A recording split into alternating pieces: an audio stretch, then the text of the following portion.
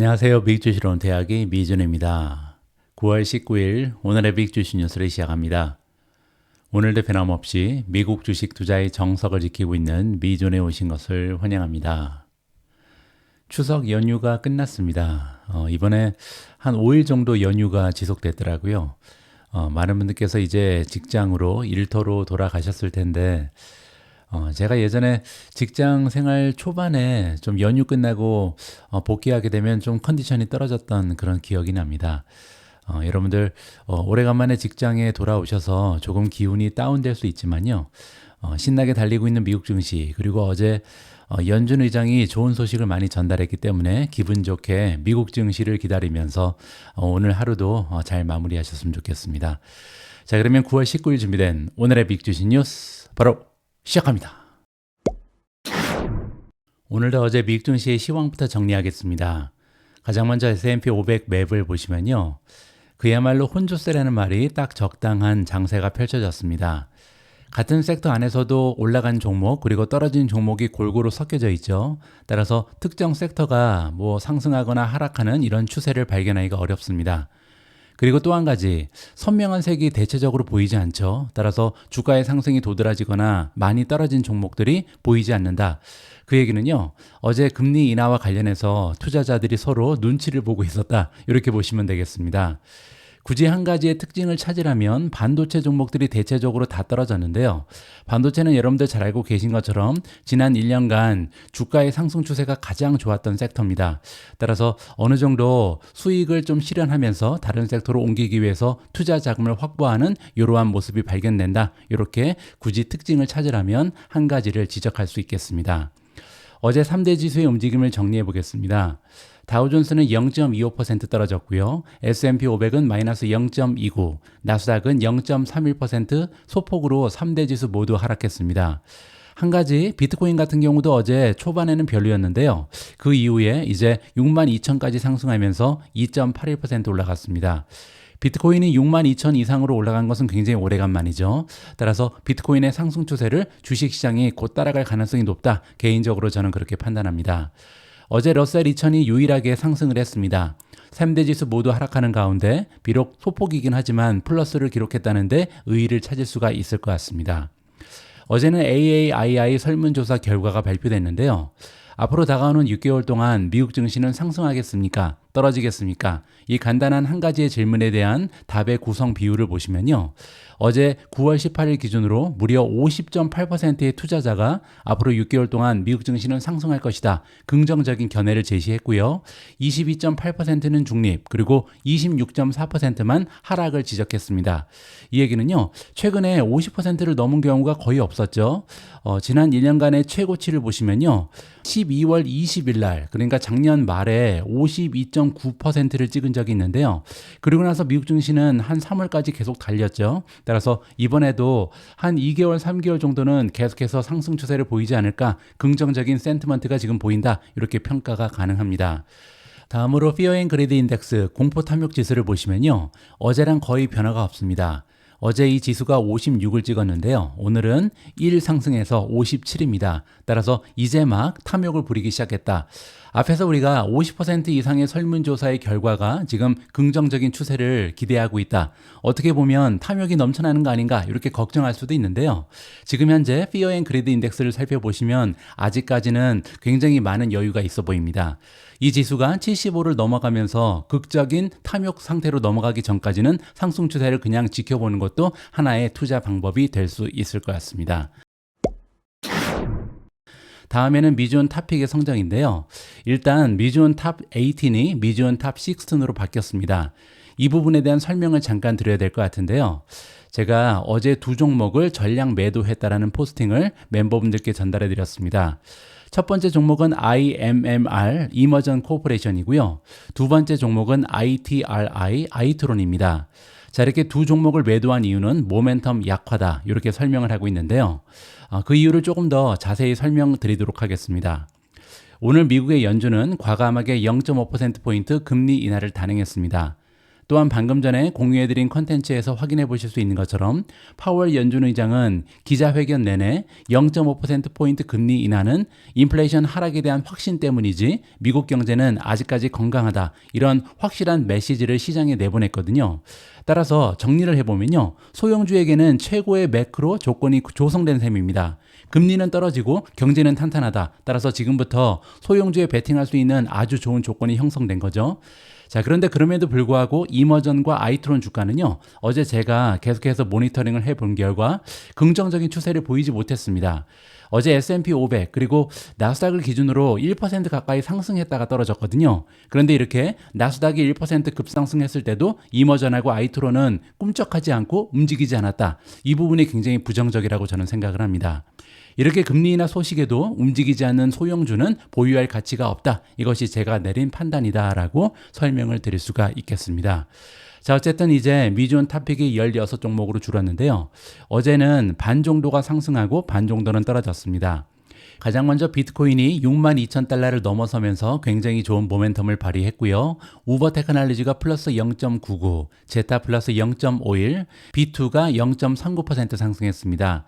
알파벳이 플러스 0.31, 메타 플러스 0.30, TNA가 플러스 0.09, iShares Russell 2000 ETF, IWM이 플러스 0.02%. 따라서 어제는요, 비트코인 관련 주식 그리고 소형주 관련 주식이 대체적으로 좋은 추세를 보였다, 이렇게 보시면 되고요.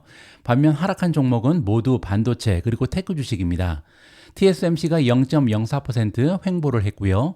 팔란티어가 마이너스 0.19, 테슬라 마이너스 0.29, 앱러빈 마이너스 0.39, 브로드컴 마이너스 0.49, 마이크로소프트 마이너스 1.00, AMD 마이너스 1.68, 마지막으로 엔비디아 주가가 1.92% 떨어지면서 가장 커다란 하락폭을 기록했습니다. 어제 이렇게 반도체 주식, 특히 AI 관련 주식들이 좋지 않은 주가의 흐름을 보인 이유는요, 일부 투자자들이 걱정을 시작했다, 이렇게 하면 되겠죠. 이게 무슨 얘기냐면요, 어제 기준금리가 0.5%포인트나 급격하게 하락을 했잖아요. 따라서 지금부터는 소형주라든지 경기 순환주로 많은 투자 자금이 이동할 가능성이 높다. 그렇게 되면요, 아무래도 지금까지 시장을 주도했던 AI 수혜주에서 투자 자금이 빠져나가지 않을까, 이러한 걱정을 하는 투자자들이 일부 발견된다, 이렇게 보시면 되겠습니다. 오늘 방송에서는 아무래도 어제 연준의 발표 내용을 정리해 봐야겠죠. 물론 다른 미디어를 통해서도 어제 연준 발표 내용에 대해서는 많은 보도를 접하셨을 겁니다. 하지만 오늘 미주온을 통해서 과연 어떤 내용이 보도가 됐고 여기서 가장 중요한 키포인트가 뭔지 저의 해설과 함께 설명을 좀 드려보도록 하겠습니다. 일단 많은 분들께서 알고 계신 것처럼 연방준비제도가 기준금리를 50bp 인하했죠. 자, 그러면 자세한 내용을 설명드릴 수 있도록 하겠습니다. 연방공개시장위원회, 우리가 줄여서 FOMC라고 부르는 위원회가요, 수요일 기준금리를 4.75에서 5.0%로 50bp 인하하면서 4년 만에 처음으로 금리 인하를 단행했습니다.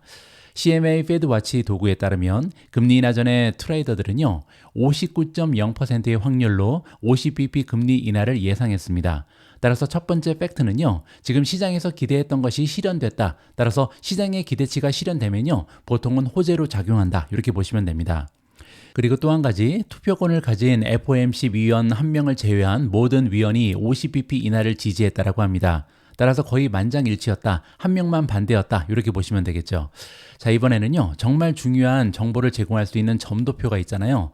연준의 점도표에 대해서 자세한 내용을 살펴보도록 하겠습니다.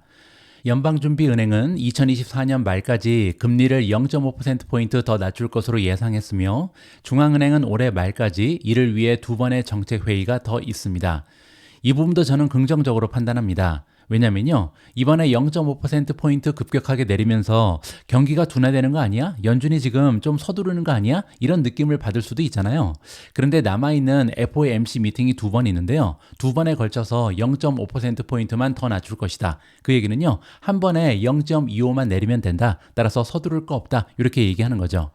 점도표에 따르면요, 19명의 FOMC 위원들은 올해 말까지 기준금리를 4.4%로 보고 있고요. 이는 목표 범위인 4.25%에서 4.5%에 해당하는 수치다, 이렇게 보시면 됩니다. 이 부분에 대해서는 조금 있다가 그림을 보면서 자세하게 설명을 드리겠습니다. 연준의 올해 남은 두 차례 회의는요. 10월 달에는 FOMC가 없습니다. 그리고 11월 6일에서 7일 한 번이 남아 있고요. 또 한 번은 12월 17일에서 18일로 예정이 되어 있습니다. 또한 연준은요, 2025년까지 금리가 3.4%에 도달할 것으로 예상하고 있고요. 그렇게 되면 2025년에도 추가적인 1%포인트 인하를 의미합니다. 왜냐하면 올해 말까지 4.4% 간다 이렇게 점도표가 얘기하고 있죠. 근데 4.4에서 3.4로 내리면 1.0%가 추가적으로 내려가는 거죠. 따라서 올해 남아있는 3달 동안 0.5% 추가적으로 내리고요. 내년에도 1.0% 내린다. 그 얘기는 0.25%포인트씩 4번을 더 내릴 것이다. 이렇게 이해가 가능하겠죠. 자, 그리고 다가오는 2026년까지는요, 금리가 2.9%로 하락하면서 0.5%포인트 더 인하될 것으로 예상이 나와 있습니다. 제롬 파월 연준 의장은요, 기자회견에서 경제 전망 요약에는 연준위원회가 금리를 서두르고 있다는 것을 암시하는 내용이 없다라고 밝혔습니다. 이 과정은 시간이 지남에 따라 진화할 것이다. 따라서 이번에 0.5%포인트 내린다고 해서 우리가 지금 바쁘다, 우리가 좀 뒤졌다 이러한 느낌이 아니라는 거죠. 우리가 서두르는 거 아니니까 걱정하지 말라 이렇게 시장을 좀 안정시키는 메시지를 날렸습니다. 다음은 연준이 수요일 발표한 점도표입니다. 자, 이게 그 유명한 점도표인데요. 굉장히 쉽습니다. 아까 연준이 19명의 위원으로 구성이 된다. FOMC죠. FOMC가 19명의 위원으로 구성이 되죠. 그리고 19명이요. 투표를 하는 겁니다. 2024년 말이 됐을 때 과연 연준의 금리는 어디에 가 있을 것인가 이거를 예측하는 거고요. 2025년, 2026년, 2027년 그리고 마지막으로 장기간으로 봤을 때 적정한 금리, 그러니까 우리가 중립금리라고 부르는 건데요. 어디 정도의 금리가 있어야 인플레이션도 없고 그리고 경제 성장도 지원할 수 있을 것인지 이거를 우리가 중립금리라고 부릅니다. 자, 일단 2024년을 보시면요. 가장 많은 표를 획득한 구간은 바로 여기입니다. 여기서 쭉 오른쪽으로 가면요. 4.25에서 4.5% 사이에 구성이 된다. 이렇게 나와 있잖아요. 그 얘기는 지금 현재 4.75에서 5.0 사이니까 두 칸이 더 내려온다는 거죠. 따라서 지금 현재 수준에서 2번 정도 금리를 더 인하할 것이다. 남아있는 FOMC 미팅이 2번 있잖아요. 따라서 11월 그리고 12월에 0.25%포인트 추가적으로 각각 한 번씩 내릴 것이다. 이렇게 이해가 가능합니다. 자, 다음에는 내년입니다. 2025년 말까지 가장 많은 표를 획득한 게 바로 여기가 이제 중간치가 되겠는데요. 자, 여기는 현재 2024년 말에서 한 번, 두 번, 세 번, 네 번 정도 더 인하를 해야 되잖아요. 그 얘기는 4단계니까 0.25%포인트 곱하기 4, 즉 1.0입니다. 따라서 올해 말 수준에서 내년 말 수준까지는 1.0%포인트 추가적으로 내려간다. 따라서 0.25%포인트씩 4번을 더 내리겠다. 이러한 전망이 제시되는 거죠. 그리고 2026년을 보시면요. 가장 많은 표는 여기 정도가 중간에 될 것 같습니다. 따라서 아까 우리가 2025년이 수준이 여기였잖아요. 3.25에서 3.5였는데 그 수준에서 한 번, 두 번을 더 내린다는 거죠. 그 얘기는 2026년에는 0.5%포인트 추가적으로 내릴 것이다. 이렇게 정리가 가능합니다. 자, 그리고 가장 마지막을 보시면요. 롱거런이 있죠. 아까 제가 말씀드린 것처럼 이거는 중립금리를 얘기합니다. 중립금리라는 것은 인플레이션도 없고 또 경제 성장도 지원할 수 있는 가장 적절한 금리를 얘기하는데요. 굉장히 높습니다. 지금 보시는 것처럼 2.75에서 3.0 사이가 중간치다 이렇게 볼 수가 있잖아요. 자, 이렇게 2.75에서 3.0이 중립금리라는 것은요. 이제 더 이상 지로금리의 시대는 끝났다. 이렇게 우리가 설명을 해볼 수가 있는 거죠. 회의 성명에서 위원회는 인플레이션이 2%를 향해 지속 가능하게 움직이고 있다는 확신을 얻었으며 고용과 인플레이션 목표 달성에 대한 위험이 대략 균형을 이루고 있다라고 판단했다고 밝혔습니다. 연준 위원들은요, 올해 예상 실업률을 지난 6월 달 마지막 업데이트에서 4%로 전망했었는데요. 이번에는 4.4%로 상향 조정했습니다. 그리고 인플레이션 전망은요, 기존의 2.6%에서 2.3%로 낮췄고요. 근원 인플레이션에 대해서는 6월보다 0.2%포인트 낮춘 2.6%로 전망치를 낮췄다. 따라서 정리를 해보면요. 어제 연준이 발표하기를 인플레이션은 생각보다 잘 잡히고 있다. 급격하게 떨어지고 있다. 이렇게 예상을 밝힌 거고요. 한 가지 실업률은요. 생각보다는 조금 더 올라갈 것이다. 이렇게 발표를 한 거죠. 저는 개인적으로요, 이거를 나쁜 소식으로 보지 않습니다. 왜냐면요, 우리가 최근에 리세션에 대한 얘기가 많이 나오다 보니까 뭐 4%, 4.4%가 굉장히 높은 실업률이다, 이렇게 착각을 할 수도 있는데요. 제가 미국의 실업률 평균을 좀 보여드리도록 하겠습니다. 지금 보고 계신 차트는요, 1929년부터 지금까지의 그 실업률을 쭉 나열한 건데요. 여기 보시면 8.7, 15.9, 그리고 20%가 넘어가는 구간이 굉장히 오랫동안 지속이 되고요. 그리고 나서도 뭐 예전에는 굉장히 높은 시대가 많았습니다. 물론 이제 너무 과거 얘기니까 좀 건너뛰고요. 2000년대로 돌아오죠. 그래서 2000년부터 한번 보여드리죠. 5.7, 6.0, 5.7, 5.4, 4.9, 그리고 4.4, 2007년에 5.0, 7.3, 9.9, 9.3, 그리고 밑으로 쭉 내려와서 2010년 이후에도요, 5%, 4.7, 3.9, 3.6, 6.7, 따라서 최근 들어서도요, 실업률이 이렇게 뭐 4%에 있는 것은 어떻게 보면요, 완전 고용에 가깝다. 그러니까 연준에서 바라는 실업률이 바로 4%에서 5% 사이다, 이렇게 우리가 예상해 볼 수가 있거든요. 따라서 연준에서 지금 얘기하는 4.4%는 아직까지는 굉장히 건강한 실업률이다라고 우리가 정리를 해도 무난할 것 같습니다. 다음에 준비한 기사는 파월 의장의 기자회견 내용 하이라이트입니다. 제가 최근 방송에서 누누이 말씀드린 것처럼 금리 인하의 퍼센티지보다 더 중요한 것이 과연 파월 의장이 어떻게 해설을 해주는가, 이 부분이 가장 중요하다고 말씀드렸죠. 저는 어제 파월 의장의 기자회견을 접하고요, 바로 소형주 관련 주식을 추가적으로 매수했습니다. 그만큼 저는 굉장히 긍정적으로 평가를 하고 있거든요. 어떠한 내용이 담겨 있었는지 그 주요 내용을 설명드릴 수 있도록 하겠습니다. 가장 처음에 얘기한 것부터 역으로 한번 살펴보시죠. 경제 전망 요약은 완화 정책을 서두를 필요가 없다는 것을 보여준다라고 파월 의장이 말했습니다. 연준은 적절한 경우 금리 인하를 더 빠르게 진행하거나 더 느리게 진행하거나 일시 중지할 수 있다. 아직까지 미래는 결정되지 않았다. 이 메시지를 다시 한번 반복한 거고요. 여기서 중요한 것은요, 완화 정책을 서두를 필요가 없다는 것을 보여준다. 따라서 이번에 0.5%포인트 내렸지만 걱정하지 말라. 우리는 지금 서두를 필요 없다. 이렇게 지금 얘기를 하는 거죠. 자, 두 번째로요, 인플레이션의 진전을 고려할 때 정책을 재조정할 때다라고 밝혔습니다. 이 부분도 긍정적이죠. 왜냐면요, 지금 정책을 재조정하는 이유가 인플레이션이라고 얘기하는 거잖아요. 경제가 안 좋아져서 금리를 내리는 것이 아니라 인플레이션이 잡혀서 금리를 내리는 것이다. 이렇게 이유를 확실하게 밝히고 있습니다. 우리는 좋은 출발을 했고 이번 금리 인하는 우리의 자신감의 신호다. 이것도 굉장히 긍정적이죠. 우리는 너무나 자신 있다. 경제에 나빠지지 않고 있고 가장 중요한 것은요, 이제 인플레이션한테 우리가 이기고 있다. 이렇게 지금 메시지를 전딘 거죠. 자신감의 신호 때문에 우리가 0.5%나 금리를 인하했다라고 이렇게 얘기하고 있습니다. 연준은 우리가 뒤처졌다고 생각하지 않는다. 이번 금리 인하는 시기적절하다. 우리는 적절하다고 생각하는 속도로 움직이고 있다. 자, 다시 한번 시장을 위해서 굉장히 멋진 메시지를 남기고 있죠. 0.5%포인트 내리지만 바쁘게 내리는 게 아니라는 겁니다. 적절하게 우리는 내려야 될 시기에 내리고 있는 거고, 그리고 적절한 속도다. 따라서 갑자기 0.5%포인트 많이 내렸다고 해서 걱정할 필요 없다. 계획대로 잘 진행되고 있다. 이렇게 다시 한번 자신감 있는 목소리를 내고 있습니다. 파월 의장은요, 대차 제조표의 유출과 금리 인하는 나란히 일어날 수 있다. 이렇게 말했습니다. 이 얘기는 뭐냐면요, 제가 엊그제 방송에선가 말씀드렸는데 최근에 연준은 두 가지의 툴을 가지고 있습니다. 첫 번째는 금리고요, 두 번째는 양적 완화잖아요. 여기서 얘기하는 건 뭐냐면 지금 금리는 내리고 있죠. 그 얘기는 제한을 풀고 있는 겁니다. 경기를 부양하고 있는 거죠. 하지만 동시다발적으로 대차 제조표의 유출이 나타날 수 있다. 이거는요, 양적으로는 긴축을 할 수도 있다. 이렇게 메시지가 전달되고 있습니다. 우리는 실업수당 청구가 증가하거나 해고가 증가하는 것을 보지 못하고 있다. 기업들로부터 그렇게 할 것이라는 이야기도 듣지 못하고 있다. 따라서 다시 한번 리세션은 없다, 이렇게 모출받고 있는 거죠. 실업수당 청구 건수 최근에 우리가 함께 살펴본 것처럼 증가하지 않고 있죠. 그리고 해고도 증가하지 않고 있습니다. 그리고 기업들한테 물어보니까 지금 해고를 증가시킬 것이다, 이렇게 얘기하는 기업도 없다는 거죠. 따라서 리세션은 오지 않을 거니까 걱정하지 말고 주식 투자해라, 이러한 메시지로 해석이 가능합니다. 연준은 2% 인플레이션을 달성하기 위해 노동시장이 더 완화되어야 한다라고 생각하지 않는다.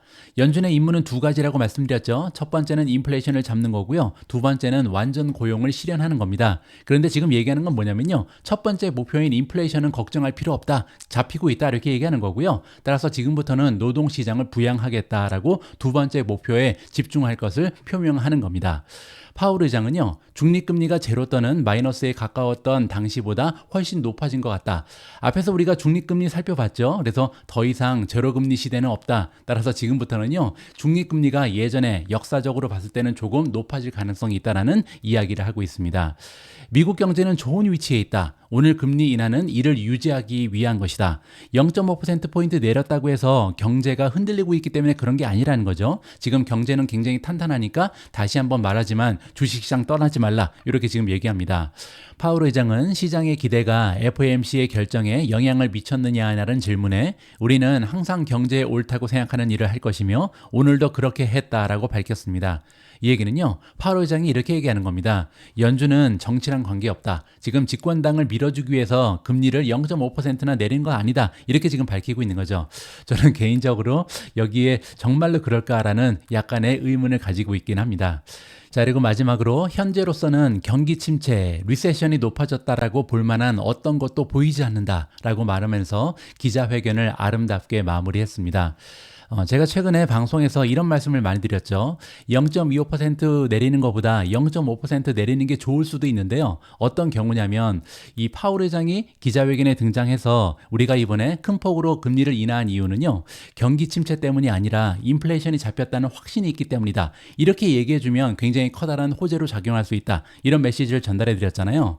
자, 지금 여러분들께서 직접 읽어보신 것처럼 어제 실제로 파월 의장이 우리가 기대했던 얘기를 그대로 해줬습니다. 첫 번째로요, 우리는 자신감이 있다. 이제 인플레이션 잡혔다. 이런 메시지를 전달했죠. 두 번째로는요, 경기 침체 없다라는 얘기를 반복해서 하고 있습니다. 따라서 리세션 없기 때문에 걱정하지 마라. 0.5% 내린 이유는 인플레이션을 잡았기 때문이지 경기 침체랑은 아무런 이유가 없다. 이렇게 두 가지의 우리가 듣고 싶었던 메시지를 그대로 전달해 주면서 증시의 상승을 유도하고 있다. 이렇게 저는 마무리를 해드리겠습니다.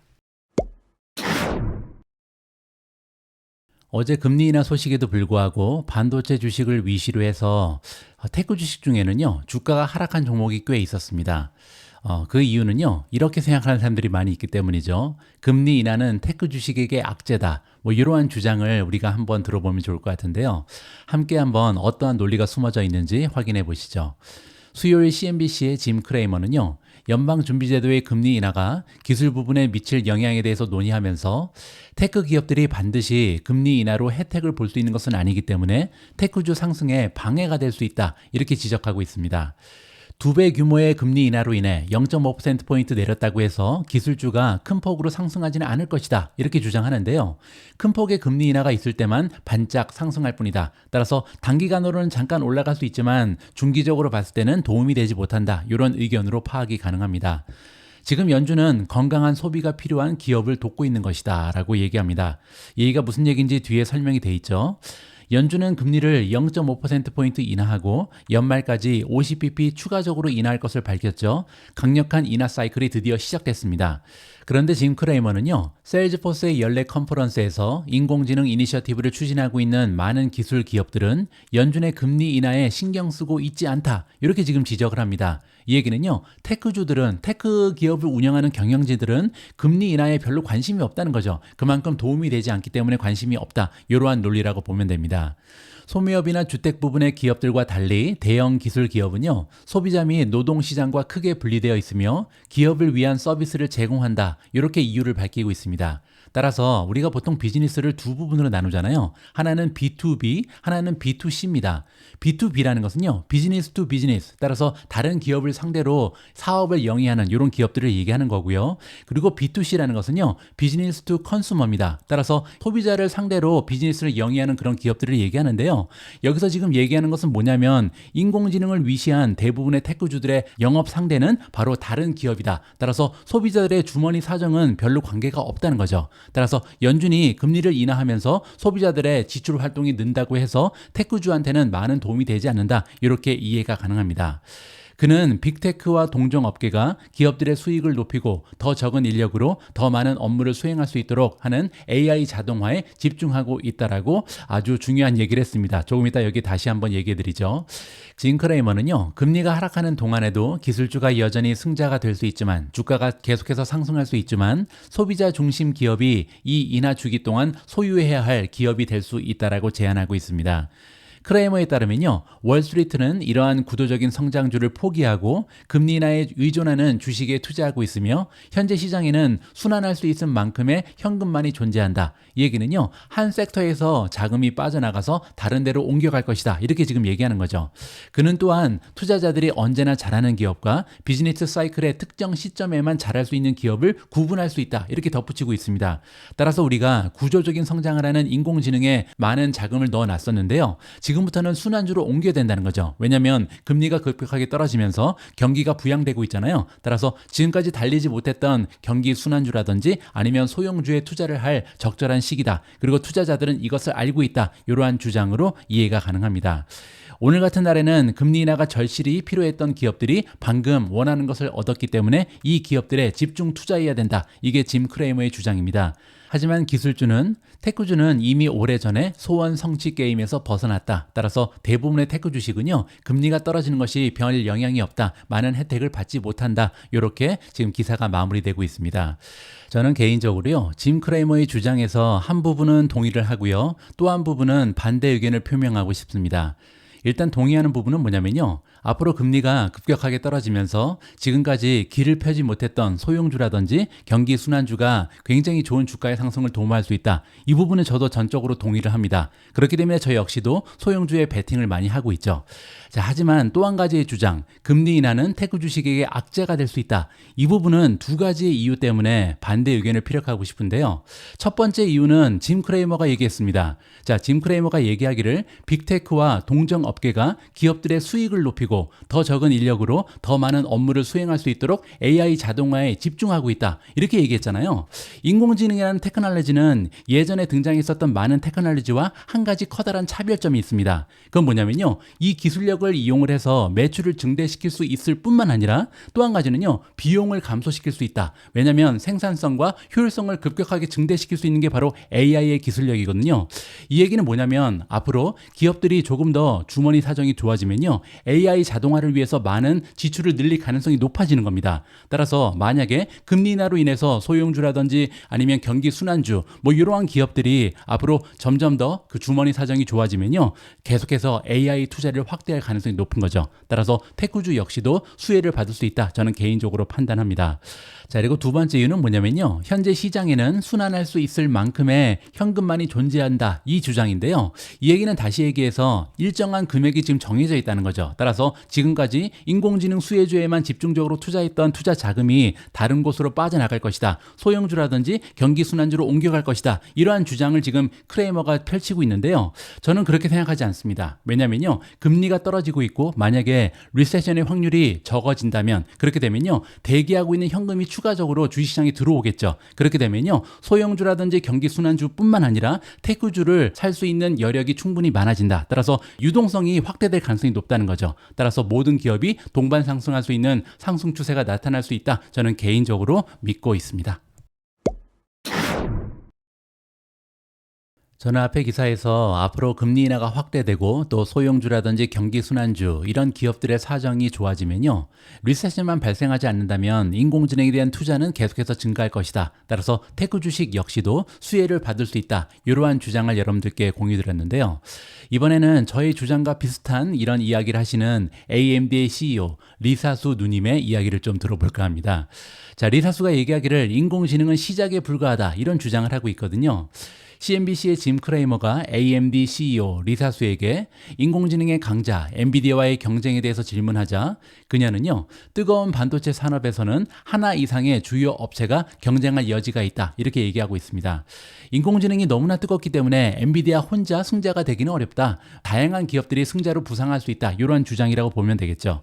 이렇게 생각하면 된다. 컴퓨팅에서는 모든 것을 충족시키는 한 가지의 크기는 없다. 따라서 컴퓨팅 파워는요, 다양하게 필요하다는 거죠. 따라서 기업에 따라서 필요한 것이 다르기 때문에 AMD의 고객도 많이 발생할 수 있다. 이렇게 주장을 하는 겁니다. 물론 아키텍처는 하나일 뿐이다. 하지만 실제로 각 애플리케이션에 적합한 컴퓨팅이 필요하다. 따라서 기업마다 원하는 것이 다르기 때문에 AMD의 칩을 원하는 기업도 많이 있을 것이다라는 얘기를 다시 한번 해주고 있습니다. AMD와 엔비디아는요, 기업 모두가 열망하는 차세대 AI 기술의 필수적인 반도체 칩을 설계합니다. 현재는 엔비디아가 시장을 장악하고 있지만 AMD와 인텔과 같은 라이벌이 가장 큰 주머니를 가진 빅테크 고객을 확보하기 위해 경쟁이 치열한 상황이다. 물론 이제 대부분의 빅테크는요, 엔비디아를 이용하긴 합니다. 여기에는 지금 쓰여 있지 않는데요. 한 가지 우리가 더 생각해야 될 부분은 뭐냐면요, 인공지능을 두 단계로 나눌 수 있다고 말씀드렸죠. 첫 번째는 트레이닝입니다. 계속해서 훈련을 시켜야죠. 이 부분에는 빅테크가 담당을 하고 있죠. 근데 또 한 가지 부분이 있는데요, 추론이라는 부분이 있고요. 이거는 우리가 보통 애플리케이션이라고 부르는 거죠.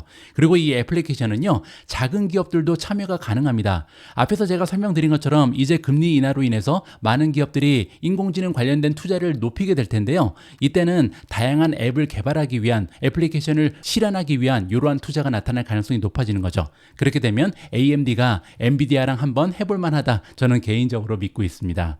리사수는요, 경쟁과 파트너십이 있을 때 기술 생태계가 잘 작동한다, 이렇게 주장하고 있고요.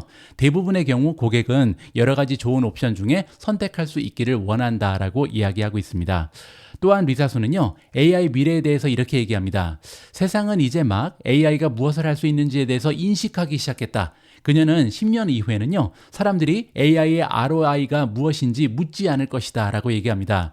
ROI는 뭐냐면요, Return on Investment를 얘기합니다. 돈을 지금 투자해서 얼마나 수익을 끌 수 있는가, 이게 지금 왜 얘기가 나오냐면요, 현재 이 빅테크를 비롯한 많은 인공지능 수혜주의 주가가 흔들린 이유가 바로 ROI거든요. 엄청난 자금을 투여하고 있는데 과연 ROI가 있는가, 이러한 의문이 확대됐기 때문에 주가가 떨어졌었거든요. 하지만 리사수가 얘기하는 건 뭐냐면, 이제 10년 정도가 지나면요, 사람들이 더 이상 AI의 ROI에 대해서 의문하지 않을 것이다. 그만큼 이제 많은 효과를 얻을 수 있다라고 자신감 있는 얘기를 하고 있는 겁니다.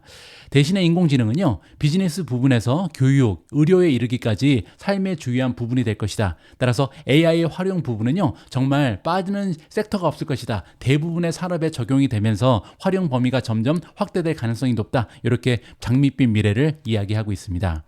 따라서 리사수는요, AI 및 머신러닝의 프로그램의 속도를 높여주는 기술인 AI 가속기 컴퓨팅 시장이요, 2027년까지 무려 4천억 달러에 달할 것이다. 따라서 엄청나게 커다란 시장이고 여기에는 AMD의 몫도 있을 것이다 라고 주장을 하고 있습니다. 저는 AI가 모든 사람의 삶에 영향을 미칠 것이라고 믿습니다. 이제 시작일 뿐입니다. 그러니 조급해할 필요 없습니다. 기술 트렌드는 몇 달이 아니라 몇 년에 걸쳐 진행되어야 합니다. 지금 AMD의 주가가 많이 오르지 못하고 있는데 걱정하지 말라, 조금만 기다려달라, AMD의 주가는 곧 상승할 것이다, 이러한 메시지를 우리한테 안겨주는 것 같습니다.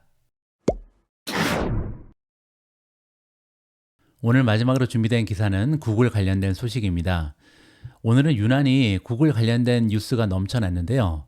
여기 오른쪽 잠깐 보시면요, 유튜브가 쇼츠 크리에이터들을 위한 구글 딥마인드 AI 기능을 발표했다라는 뉴스도 있었고요. 구글의 웨이모는 현대자동차와 자율주행 택시를 생산 논의 중이다, 뭐 이러한 루머도 지금 들려오고 있습니다. 확인이 되지 않은 상황이기 때문에 제가 읽어드리지는 않을 텐데요. 자, 어쨌든 구글의 유튜브가 이번에는 시의 쇼피와 함께 아시아 온라인 쇼핑에 진출한다는 굉장히 반가운 소식입니다. 자세한 내용을 한번 읽어보시죠. 시 리미티드의 온라인 소매 부분인 쇼피는요, 인도네시아에서 알파벳의 유튜브와 계약을 체결하고 이 동영상 플랫폼이 더 많은 쇼핑객을 유치하고 최대 규모의 시장 인도네시아에서 경쟁자인 틱톡과 라자다보다 앞서 나가는 데 도움이 될 것이다, 이렇게 기대를 밝혔습니다. 유튜브는 수요일 날 성명을 통해서요, 유튜브의 쇼핑 기능을 약 2억 8천만 명의 인구가 있는 인도네시아 전역으로 확장하고 있으며 그 첫 번째 파트너로 쇼피를 선정했다, 이렇게 발표했습니다. 컨텐츠 제작자는요, 유튜브 동영상에서 제품을 홍보하고 태그를 지정할 수 있고요. 시청자는 링크를 클릭해서 쇼피에서 구매를 완료할 수 있다. 굉장히 깔끔한 이커머스의 구조가 완성이 되는 거죠. 크리에이터는 소정의 수수료를 받게 될 수 있다. 이렇게 회사를 밝히고 있습니다. 따라서 지금 구글이 유튜브를 통해서 쇼핑을 진행하는 상황은 어떤 거냐면요. 유튜브의 크리에이터들이 일종의 광고를 홍보 영상을 제작을 합니다. 그리고 나서 링크를 걸면요. 이 링크를 시청자분들께서 클릭하시면 바로 쇼피나 아니면 쇼피파이 같은 곳으로 이동을 해서 쇼핑을 완료할 수 있는 굉장히 효율적인 이런 구조가 완성이 되는 거죠. 온라인 소비로 빠르게 전환하고 있는 동남아시아 시장에서 경쟁이 치열해짐에 따라 쇼피는요, 파트너십과 기능을 추가하고 있습니다. 유튜브에게는 동남아시아는 이미 미국에서 시작한 쇼핑 프로모션의 새로운 잠재적 성장 지역이고요. 투자자들은 C리미티드의 투자자들은요. 동남아시아 이커머스 시장에서 바이트댄스의 틱톡과 알리바바의 라자다가 주요 도전자로 꼽히는 가운데 C의 쇼피가 선두주자를 지킬 수 있을지 주목하고 있다고 합니다. 쉐인 그리고 PDD 홀딩즈의 테무 같은 새로운 경쟁자들도 이 지역을 공략하고 있는 상황이고요. 유튜브는 인도네시아에서 다른 파트너를 추가할 계획이라고 밝혔습니다. 따라서 쇼피 말고도 다른 파트너를 계속해서 개발할 거라 이렇게 지금 얘기하는 거죠. 향후 몇 주 내에 태국과 베트남으로 쇼핑 서비스를 확대할 예정도 있고요. 미국에서는 쇼피파이와 같은 파트너가 이미 존재합니다. 따라서 여러 국가를 다니면서 이 국가에서 제일 잘 활약하고 있는 이커머스 파트너를 확보하고요. 이 이커머스 파트너와 계속해서 계약을 늘리는 것이 유튜브의 전략이다. 이렇게 볼 수가 있겠죠. 자, 이 기사를 보면서 우리가 느끼는 점은 뭐냐면요. 굳이 C리미티드에 투자하는 리스크를 감당할 필요가 없다는 거죠. C리미티드는요. 지금 현재 바이트댄스의 틱톡 그리고 알리바바의 라자다랑 경쟁을 하고 있고요. 거기에 쉐인이라든지 아니면 테무 같은 새로운 신흥 강자가 부상을 하고 있습니다. 따라서 가면 갈수록 경쟁이 가속화되고 있잖아요. 따라서 이러한 경쟁에 굳이 우리가 뛰어들 필요는 없는 거죠. 왜냐하면 리스크를 줄여야 되잖아요. 따라서 우리가 할 수 있는 것은 곡괭이를 팔고 있는 유튜브에 투자를 하는 거죠. 우리가 엔비디아 주식을 좋아하는 이유도 그렇죠. 계속해서 인공지능이 어떠한 방식으로 활약을 할지 이거는 우리가 미지수입니다. 어떤 기업이 인공지능으로 돈을 많이 벌지는 잘 모르죠. 하지만 이러한 인공지능을 구축하는 데 필요한 GPU를 판매하는 엔비디아에 투자를 한다면 아마도 실패 확률이 좀 줄어들지 않을까, 리스크를 줄일 수 있지 않을까 이렇게 우리가 기대를 해볼 수 있는 거죠. 따라서 이번에도요. 유튜브는 지금 이커머스에서 하나의 동력이 되고 있습니다. 따라서 어떤 이커머스 기업이 성공하건 간에 유튜브는 계속해서 이들의 경쟁을 활용하면서 오히려 수익을 증가할 수 있는 아주 좋은 윗지를 만들고 있다. 개인적으로 칭찬을 해주고 싶습니다. 9월 19일 오늘의 빅 주식 뉴스는 여기까지입니다. 오늘 방송도 마지막까지 함께해 주셔서 감사합니다.